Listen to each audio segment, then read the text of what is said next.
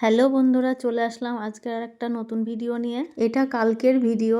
তো বাড়িতে বানিয়েছিলাম মাটন, তাই ভাবলাম রেসিপিটা তোমাদের সঙ্গে শেয়ার করি। প্রথমে কড়াইয়ে তেল দিয়ে পেঁয়াজগুলো ভেজে নিলাম, তারপর বেটে রাখা আদা রসুন পেঁয়াজ লঙ্কা বাটা দিয়ে মশলাটা ভালো করে কষে নিলাম। এরপর মাংসগুলো দিয়ে পরিমাণ মতো নুন হলুদ লঙ্কা গুঁড়ো জিরে গুঁড়ো দিয়ে ভালো করে কষিয়ে নিলাম। আমি খুব সহজ পদ্ধতিতেই মাটন রান্না করি, খেতেও বেশ ভালো হয়। রেসিপিটা দেখতে থাকো, আশা করছি তোমাদের ভালো লাগবে। তারপর মিট মশলা একটু ঘি দিয়ে নাড়িয়ে ভেজে রাখা আলুগুলো ঢেলে দিলাম। রবিবারের দুপুরে মাংস না খেলে ঠিক জমেই না, তার উপর তো শীতকাল, লাল লাল গরম মাটনের ঝোল দিয়ে ভাত খেতে তো কার না ভালো লাগে। তারপর আধ ঘন্টা ফুটিয়ে গরম মশলা দিয়ে নামিয়ে নিলে আমাদের মাটন রেডি। মাটনের কালারটা বেশ ভালোই এসেছে। মাটনের রেসিপি তো অনেক রকমই হয়, কিন্তু এই সাধারণভাবে মাটন রান্না করলে বেশি ভালো লাগে। এরপর মাটনটা ঢেলে নিয়ে চলো আজকের রেসিপিটা তোমাদের দেখিয়ে দিই। প্রথমেই ছিল ভাত, তারপর মূলো শাক ভাজা আলুর চোখা